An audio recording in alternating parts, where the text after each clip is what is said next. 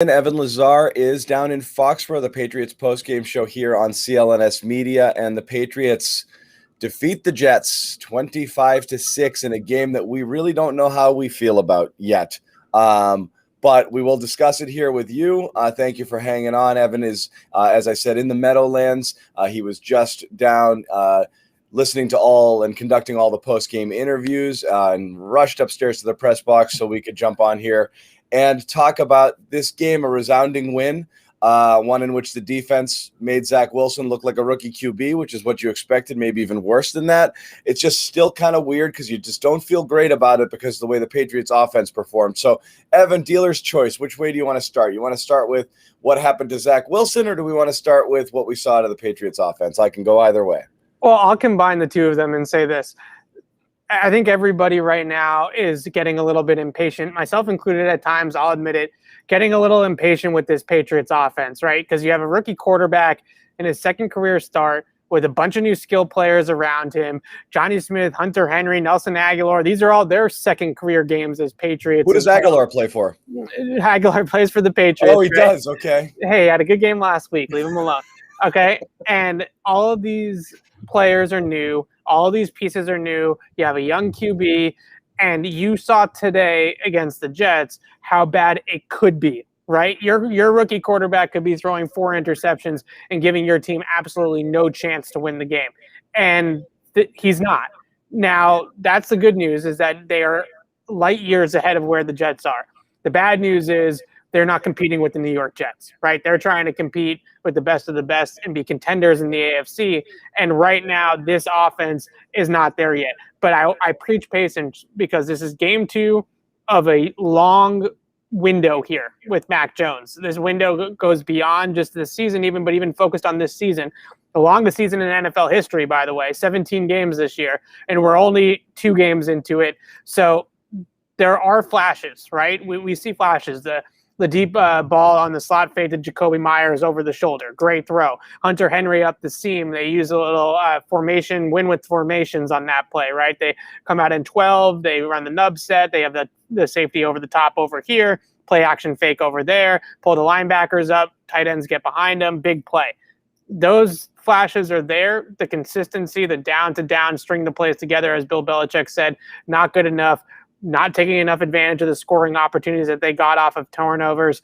But this is a very early test, or, kind of early grading here of this Patriots offense, right? We have a long, long way to go this year in the Mac Jones era in general. So I preach patience and look at the other side of the ball and see what Zach Wilson and the Jets just put out there, because they crapped their pants at 1 o'clock here, starting right off the bat. They crap their pants offensively, and the Patriots could be there right now at the rookie quarterback. They could, and of course, this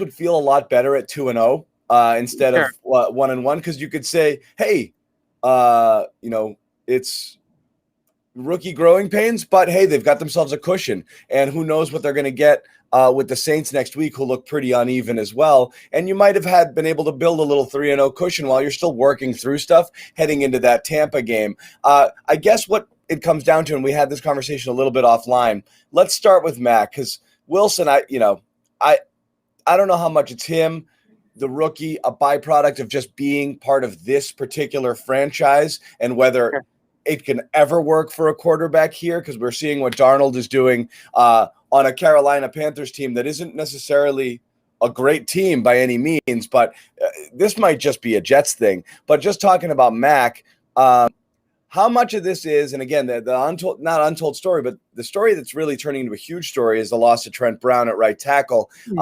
Revolving door again today. They started, Yasser Durant, benched him for Justin Herron. Herron got hurt. Durant had to come back in. It was a problem all game. I don't think Wynn's playing particularly well either. No. And it looks like there's heat on Mac. And again, part of that's game plan.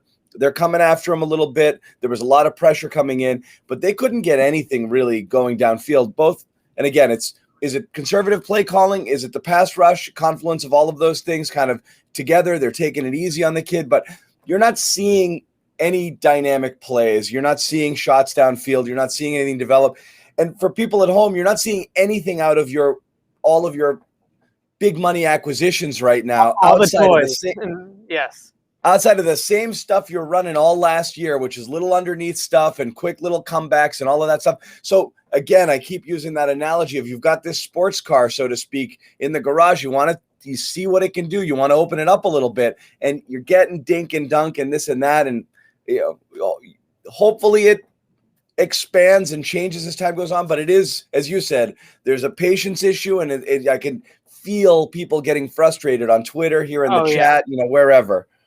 Right, and that's why I wanted to bring up the point of look at it in comparison to the Jets and Zach Wilson and where they are right now, is because the Patriots could easily be there with their rookie quarterback throwing 4 interceptions against a pretty good and well-coached Jets defense, right? It's not Bill Belichick's defense. And they played pretty well. But it's a well-coached defense, and Saleh knows what he's doing.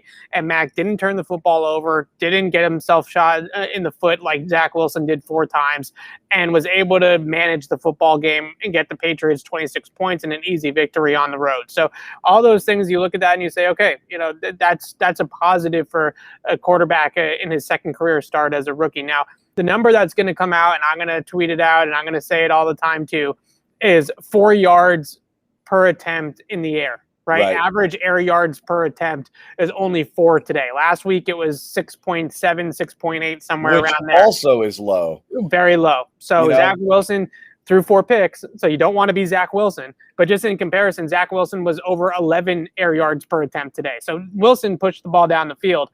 He got picked off 4 times, so you could kind of say whether that was good or bad based off of that. But he did push the ball down the field. Mac did it, and after the game, I asked Mac, I said, is there anything that you can tell us as to why the Jets, what did they take away? What did they take it away? Was it not there? Were the receivers not getting open? Was it you? What was going on with the throws down the field? Right. And he put it all on himself. He said that he could push the ball down the field more. And specifically, I think what he was talking about was when they run these blitzes, it felt like every time the Jets ran a blitz against Mac, he defaulted to the throw in the flat, right? Almost like that was what the coaches had been telling him to do, right? Is let's default to the flat. Let's get the ball out. Let's throw hot. Let's beat the blitz that way and just dink and dunk our way down here.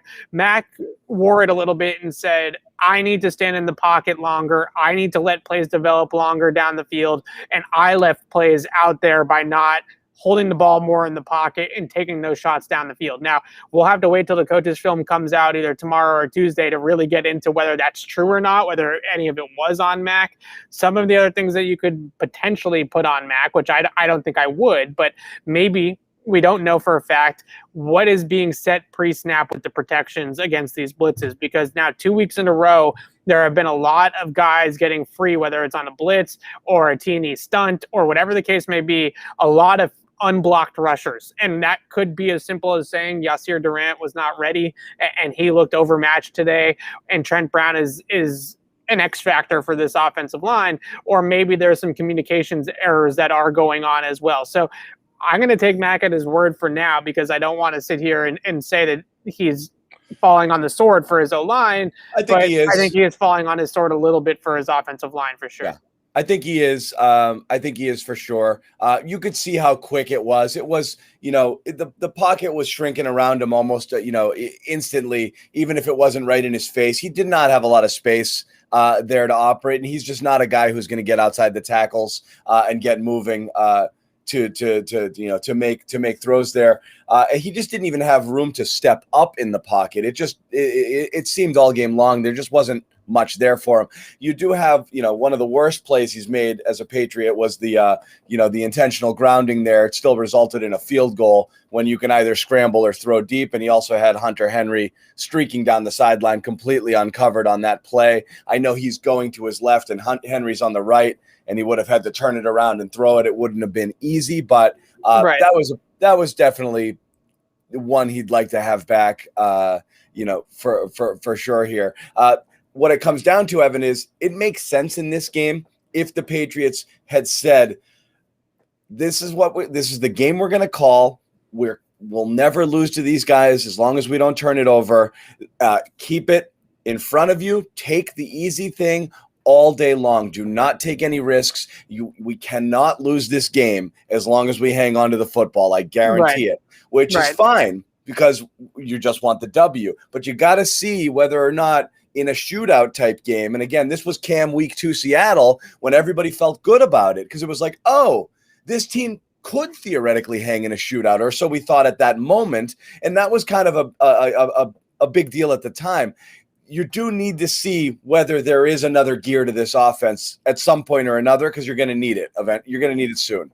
So I think that's a great point about here in New England. We have watched 6 Super Bowls. We've watched Tom Brady make 9 Super Bowls. We know what a championship team looks like and what it doesn't. So sometimes the Patriots are competing against the Patriots, right? When it comes to our expectations and our standards for football here in New England. So right now, this team does not look like a championship team. It looks like a borderline playoff offense at the moment. Maybe similar, much closer to last year than what we all want it to be. Right, like we want it to be this whole new thing, new weapons, new quarterback, and right now it feels a lot like the Cam Newton offense in a lot of ways. Mac's a more accurate quarterback down the field. He works the underneath stuff a little bit better than Cam does, but the lack of explosiveness in the passing game is still there. So that's frustrating, and I get that, and that's what we're comparing it to is the past 20 years with Brady and the championship teams, and we're saying, okay, this is on that scale, we're nowhere near it, right? We're nowhere near where those teams were.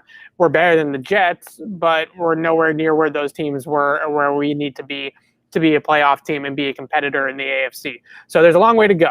There's absolutely no doubt about that. But I think the good news is that there were not as many opportunities today, I thought, in terms of the separation created by the receivers down the field. If I had to grade sort of put a percentage on who I blame the most for the lack of explosive plays today, the offensive line and the wide receiver group. Line 1, receivers 2, Mac 3, I think. Right, yes. And that's just on initial live watch from the press box. We'll see what it looks like on the tape.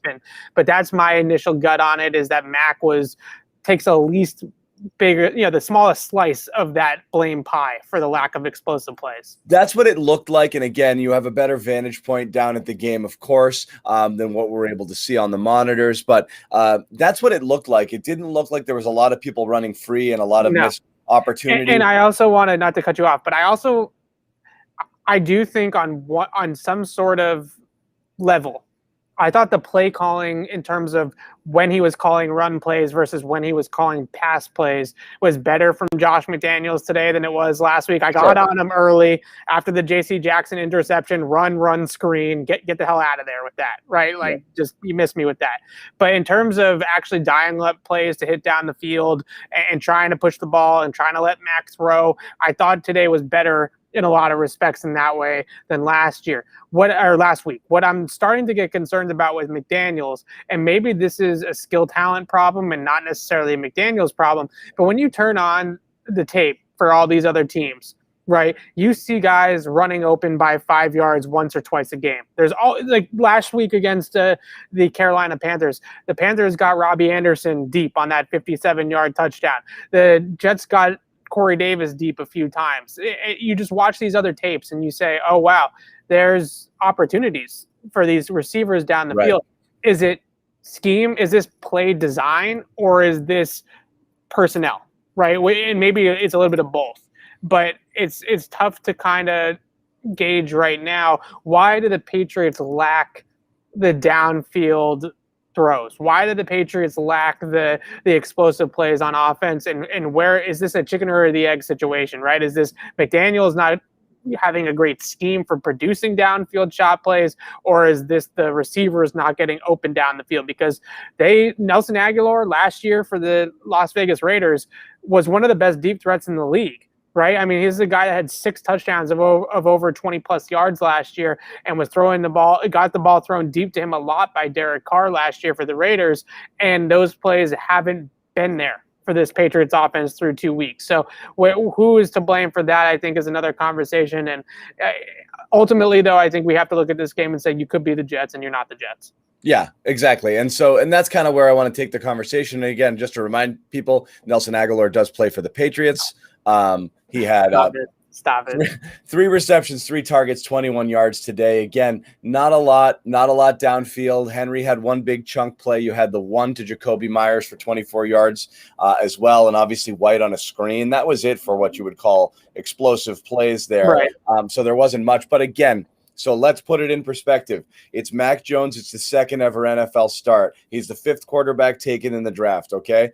Trey Lance can't supplant Jimmy Garoppolo, who's captain average, and right now you'd have a difficult time saying Garoppolo is any better than Mac Jones at this moment. So we'll say that. Justin Fields got in place of an injured Andy Dalton today and was terrible. Terrible in relief of Dalton.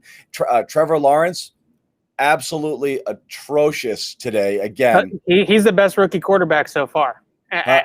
And on top of that, we saw what Zach Wilson did. So right now, it's not particularly close. And this isn't homerism. We saw what Zach Wilson did today. This wasn't just rookie quarterback. This wasn't just the Jets. This was the Jets being the Jets. This wasn't the Patriots' ferocious defense, though they did make it tough. And I don't think Judon got blocked cleanly once all game. And but this guy, they didn't do anything crazy, throw anything at him. He just doesn't look ready to play NFL quarterback right now, and he has all the physical tools. So again, you're going to stack quarterbacks in terms of where they are after 2 weeks in. That's the perspective I think that's fair. You want to see more from Mac because you wanted it to be a departure from what you had last year with Cam, which was this really boring offense that didn't get anything going in the air. Right.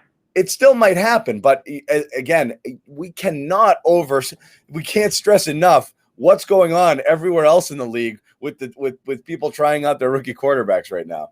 Right, and ones with terrific pedigrees, Yeah, and offensively too, and this I think speaks to some of the things that are going on with Zach Wilson. Also, then we can talk about Wilson's struggles in the Patriots defense.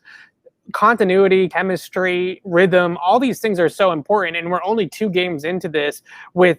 Everybody's a new face here besides really everybody's a new face with Mac, right? Mac hasn't thrown to any of these guys yet. But besides somebody like Jacoby Myers and some of the players on the offensive line and in the backfield, but 4/5 of this offense that they're putting out there on the field right now, Hunter Henry, Johnny Smith, Nelson Aguilar, and Kendrick Bourne are playing their first games as Patriots over the last 2 weeks. And offense is a side of the football that chemistry and rhythm and continuity and understanding the playbook and all these kinds of things are crucial to what the Patriots want to do offensively. So I preach the patience with it. I really do. Like, give it some time because this is not what this offense should look like. And you talked about that game last year with Cam in Seattle, right? And that was Cam's peak. They peaked in week 2 in terms of a passing attack. This offense will hopefully peak in week 14 or 15. 16 or something like that. Bill always says real football starts after Thanksgiving, right? This offense, let's hope it peaks down there because right now this is not good enough, but we're on an upward trajectory, I think, with all these guys.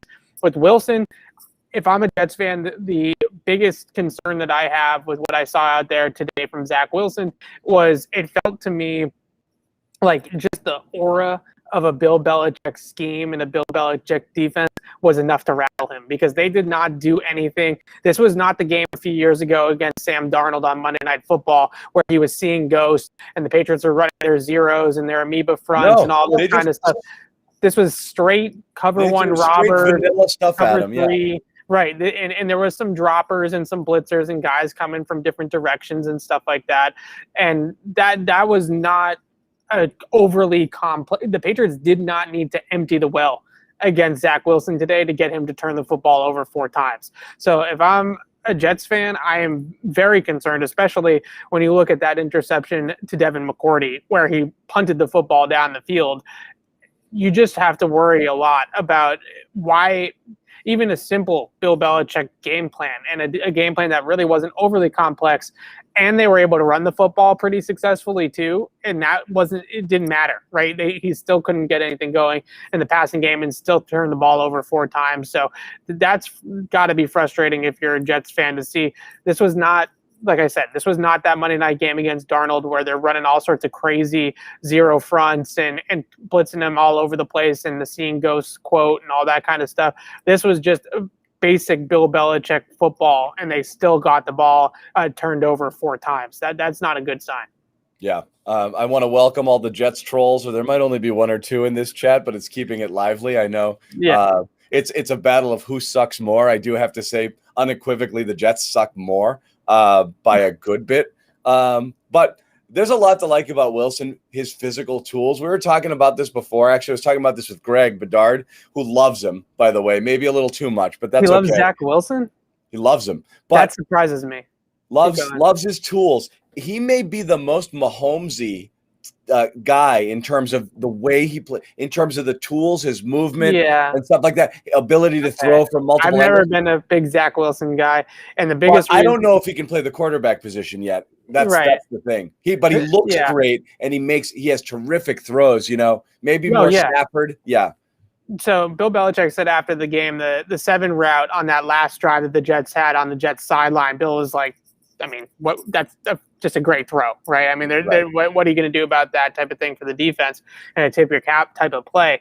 The reason why I've always had concerns about Zach Wilson dating back to BYU is this is a guy that absolutely loves the deep ball, right? He just wants to throw the football down the field.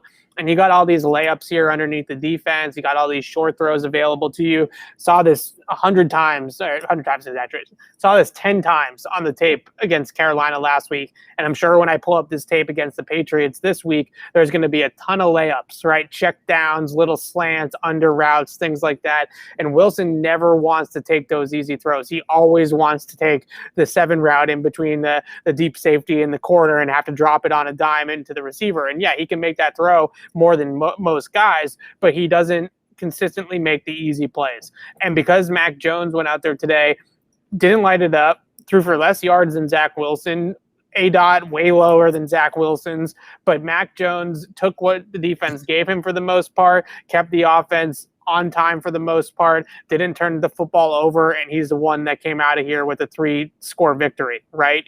That's, I think, what you see from Zach Wilson consistently is just a propensity to fall in love with the deep ball and an inability to work the short stuff and take what is there and just make the easy throws. And that's the problem. And that's probably what that was early career Mahomes, I think, had a lot of these troubles too, but he was throwing deep to Tyreek Hill, so it didn't matter as much. But Mahomes has had problems in the past with not taking the easy stuff. What you're capable of. The other stuff almost seems boring, Right. And so you end up not doing it, but then you're screwed when you realize you passed up the only viable option you have. Then you're on the run, and then you're doing stupid shit. But he was just throwing off balance, off his back foot all day. He didn't really look set, didn't look comfortable at any point in time. No, looked rattled. And I think when you make your first 2 throws and both of them are interceptions, that will rattle pretty much any quarterback. And that's what J.C. Jackson said after the game, straight up. What did the picks rattle him? He's like, yeah, they did. I think there's very few maybe Tom Brady or Aaron Rodgers or somebody that has that kind of confidence and pedigree could maybe bounce back from 2 interceptions on your first 2 throws. But a rookie quarterback like Zach Wilson going against Bill Belichick, I don't think that you'd bounce back after that. Yeah. So we talked about all of that. And again, it's going to continue to be, the Mac show in terms of, trying to figure out how this is going to look. And we'll get into previewing next week's stuff. Other odds and ends from today. Again, it wasn't a prolific. It's interesting because, I know Cam was a big part of bully ball. Having him in there and his ability and just what it means to have an extra running threat and the extra blocker and all of those things, we know it. But I know that the Trent Brown isn't just a pass blocking issue. They're just not. They can't get that power running game really going. Damian Harris obviously had that great effort on the 26-yard touchdown. Everything else was just kind of nickel and diming along the way. There wasn't a lot there. I think James White made the most of his opportunities, but the running game isn't as potent. Anywhere nearly as potent as we might have thought it might be, based off of a lot of what we saw last year with some similar personnel returning. So there's 2 things here I think at play that are really obviously important. You don't have Tooney, but sure. The one thing being when you don't have a mobile quarterback and you're playing 10 on 11 and the quarterback is not a factor in the run game, you're mathematically short a body, right? You're just mathematically short. Yep. And when a team puts an extra guy in the box and they go single high safety against you, you're mathematically at a disadvantage, and there's going to be somebody that's not blocked. Just on every single play, there's going to be somebody that's not blocked. And the goal when you set mic points and things like that is to make sure that the guy that's unblocked is the furthest threat away from the ball carrier, right? So if you're going left, you want the guy to be unblocked on the backside on the right side, right? If you're going up the middle, you want it to be somebody on the edge. You don't want to leave a linebacker in the hole unblocked. And I think that there might be some of that thing at play where if you don't have a mobile quarterback and you want to be a good running football team, you have to be a dominant offensive line. You have to be a dominant run blocking unit to get that done. Teams like Tennessee or Cleveland or San Francisco a few years ago were dominant run blocking teams, so they made it work without mobile quarterbacks like a Cam Newton. Now, the other element of this that I think is at play is a lot of those teams, Tennessee, Cleveland, 49ers a few years ago, really made teams pay with play action passing, right? So almost more importantly than the fact that they could get downhill on you and run the football is that if you went single high and you put the extra guy in the box, they would play action you and they would create explosive plays in the passing game off play action passes, right? So if you're not a very, very good play action passing team, that's the formula. Well, they got to loosen it up a little bit. Good downhill running, right, with the offensive line blocking extremely well in the run game, and then make defenses pay for going single high. Now, I thought the play that they hit to Hunter Henry up the seam, they finally made the Jets pay on that particular play for going one high. But if you're not going to make explosive plays in the passing game off play action and really marry that thing together, and you're not going to have a mobile quarterback, then it's really difficult to be an ultra productive elite rushing team. So I think that it all goes hand in hand. The O-line needs to block it better. But I also think in a lot of ways that if you're not going to create explosive plays through play action, go watch a Tennessee game, go watch a Cleveland game. Tennessee in particular has been the poster child of this offense, right? The ground and pound with Derrick Henry, and then the big plays with guys like A.J. Brown in the passing game off play action. That if you want to be that kind of offense, then you really need to have the skill talent on the outside and the quarterback to make them pay for going single high. And the Patriots right now, I would have to pull it up. We would have to go back and study it today, but the production off of single high looks is not good enough for this team to run the football better. Because what happens is when you get into single high looks and you're taking 40 plays through the air off these deep crossers or explosive plays off the play action passing, well then the defense has to bring a safety out of the box, right? And then they have to go too high instead of single high. And once you go too high, now you have the numbers back for the blocking in the run game. So that's the math problem, and that's the chess match for offensive coordinators against defensive play callers is, are you going to go too high against us to shut down the passing game, which is going to allow us to run it, or are you going to go single high and allow us to throw it? If they're going to go single high and allow you to throw it and invite the pass, then the Patriots have to throw the ball more productively down the field. So what is next now, Evan, do you think? Let's just say we move on to next week and Trent Brown is still missing and you're going against, and again, we'll preview the Saints more, in a more, robust way as the week goes on. But just, as the game plan inches forward here, week over week, what, if anything, different do you see from this team in terms of approach? Do you think it starts to loosen up a little bit, or is this just they are who they are until they kind of start to figure it out? I don't know. I don't think it loosens up all that much, because I'm concerned that this is a fundamental problem that they might have. Now, we're not there yet. It's only week 2, and I keep on saying patience, patience, patience. So I don't want to come at it with a hot take right now that this is already a big problem. But when you don't have Tyreek Hill, you don't have A.J. Brown, you don't have Julio Jones, you don't have these big-time outside receivers on your roster that can really create explosive plays down the field. You do have Nelson Aguilar, who's a solid downfield field stretcher, but you have to design it in a good way. And you're also dealing with maybe a tier 2 deep threat instead of a tier 1 deep threat in Nelson Aguilar, right? So you have a B+ player and maybe a C+ plus scheme right now for getting the football down the field. And those things add up to a not very explosive passing attack. But I just expected the tight ends to loosen things up a little bit more, running seam routes and running more things that were a little bit, down the middle of the field a little bit more. And I think we finally saw that on the throw to Hunter Henry in this game, and maybe those opportunities can present themselves more. I would also look in the red zone and say that has been something, Belichick said today, we have to make better use of our scoring opportunities, right? When we get down there in the red zone, we need to cash in with touchdowns and not field goals. And you look at the possession chart from this week, you look at the possession chart from last week, they are driving the football into the red zone. I mean, today they had 3 red zone opportunities and they were 1 for 3. So if I look at, I'm looking at all of this, and I know I feel it sound like a little bit of a broken record, but I can't help but point the finger at the offensive coordinator a little bit here and start to wonder, okay, you're 1 for 3 in the red zone. How many targets has Hunter Henry and Johnny Smith had in the red zone in the first 2 games? Because the first 2 games, you are now 2 for 7 in the red area. So the question is where are all of the targets for Johnny Smith and Hunter Henry down by the goal line? Because you have 2 tight ends that are 6'4", 6'5", have good ball skills, that are good down there in the red area, and they're not getting the football right now. So where is, even if you're attacking, where's Hunter Henry on the choice route? Hunter Henry up the seam? Where's Johnny up the seam? Where's the flex out, right? Flex him out, get a one-on-one, run a slant or a fade depending on the leverage. Where's that play? Where's the creativity in the red zone with Johnny Smith, who's this guy that can be a gadget type of player and run the ball on end arounds or screens or do different things with it, with the ball in his hands?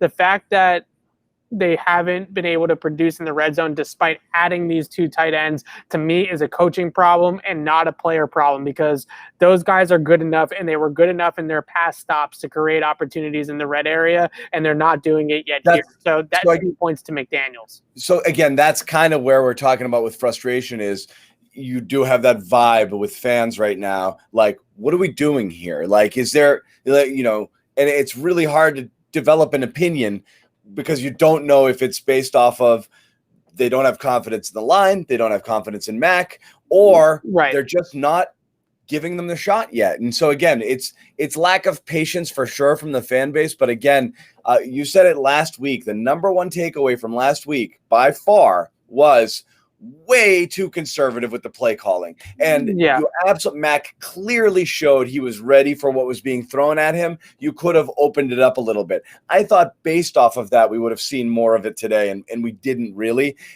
And again, maybe the tone was set early in the game where you could see the pressure was coming and it was coming fast, and they just regrouped based off of that, but I don't really know yet. I don't know. It felt like early on they tried to hit some plays down the field, especially off of play action, and they just weren't really there. Mac had that one where they were lined up in the neutral zone. He took a shot down the field at Dino concept, inside post, outside post, read the safety, make the throw.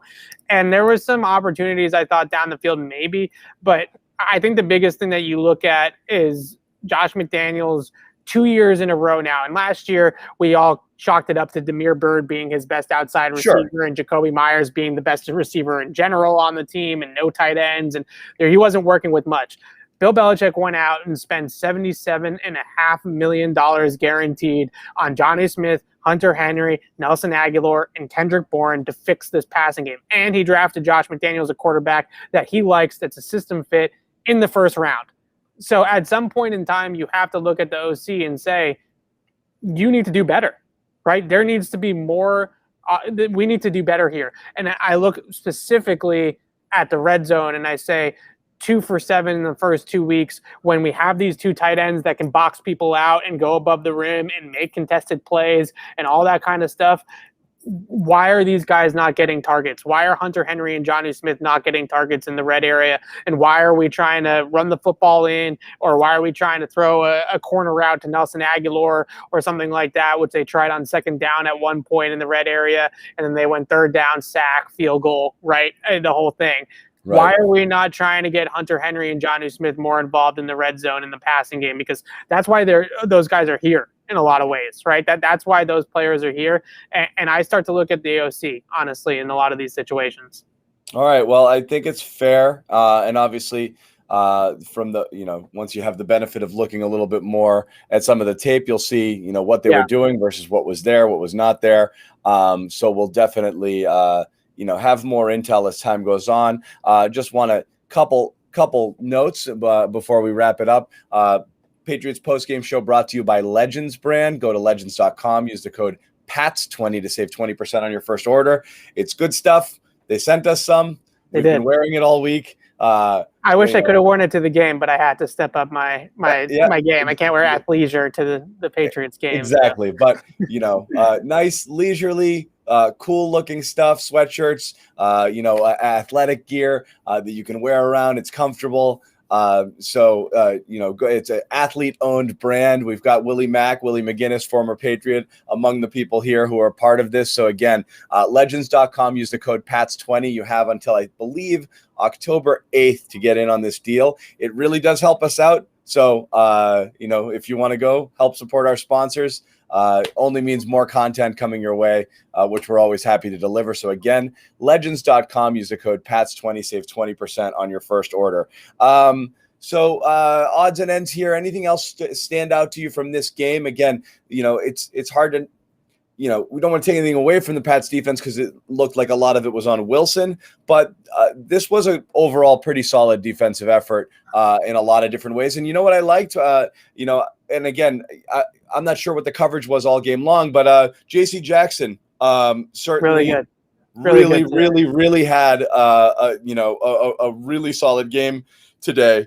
So that's certainly a positive. The secondary, I know, again, they're throwing picks up for grabs. It's really hard to judge all, but it seemed pretty solid all game long. It seemed like people were covered. It didn't seem like the Patriots, like you said, were doing anything exotic there. They were able to get pressure just with their regular fronts. They were able to cover with just what they had back there. And it was just, it looked like the Jets could have played 15 quarters and not scored any more points.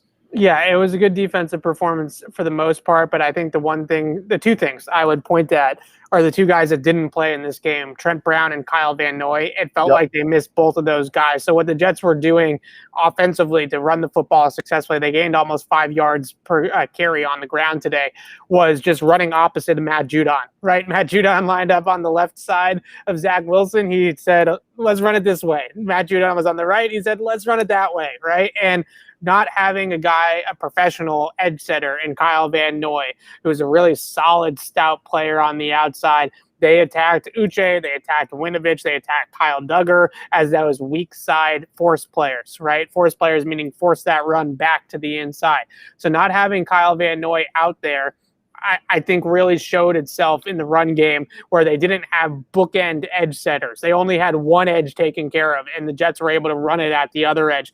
Every single time they ran it to Matt Judon's side, the Patriots did a pretty good job of shutting that thing down. But when they ran it the other way, they had some success. On the offensive side of the football, I don't know if it's that the Patriots' depth at right tackle is so poor that the Patriots are in trouble, but Trent Brown clearly seems to be in a big-time X factor for this team, both as a physical guy and setting the tone physically with his run blocking, but also he's just worlds better as a pass protector than the options that they have out there right now. And you look at this offensive line, and I know a lot of fans, myself included, early on in this game said they need to kick Mike Onwenu back outside and put Tate Karras in that left guard because that's their best 5 guys. But what the Patriots are focused on right now with this offensive line is clearly the long game, right? They want to keep these guys in there because they want Onwenu to get reps in between Isaiah Wynn and David Andrews at left guard because that's where he's going to be for the lion's share of the season when Trent Brown comes back. Which might make you believe that they don't think the Brown thing is going to be long-term. So if they're viewing it as a 1-week stopgap, that's obviously a good deal. If they did think it was long-term, they could have IR'd him this week and just kept him out for 3 weeks. So the hope is he returns. Maybe he was closer than we thought. I know he was out there Friday. That doesn't mean a ton. Those walkthroughs, oftentimes, as long as you're not in a cast, you usually go out there if only for appearance's sake. Didn't look like he was trending to play, but it wouldn't be stunning if he got in some limited reps next week and was kind of a 50-50 to play, which would be the hope. And if that's the case, then I understand the continuity move. Anything beyond that long-term, you would have to take more drastic measures. It is, again, somewhat strange that a team that spent all of this money in free agency would have issues both at the tackle and the cornerback position, which are two, super, super important positions and ones that the team doesn't like to neglect at all. So you really see the depth issues coming into play there. Yeah. So we're going to wrap it up. Evan's got to get cracking and doing his writing and all of that fun stuff. So go to clnsmedia.com and check out everything coming from Evan Lazar on the game. Follow us, subscribe to our YouTube channel, Patriots Press Pass, and our main YouTube channel as well. We'll be having live podcasts throughout the week. Are you guys up tomorrow, you and Alex? We're going to try to do it tomorrow night. If not, we'll do it on Tuesday. Okay, so Patriots Beat, look for that tomorrow, hopefully, if not Tuesday. And as long as I don't hit too much traffic on the way home tomorrow, then it'll be tomorrow.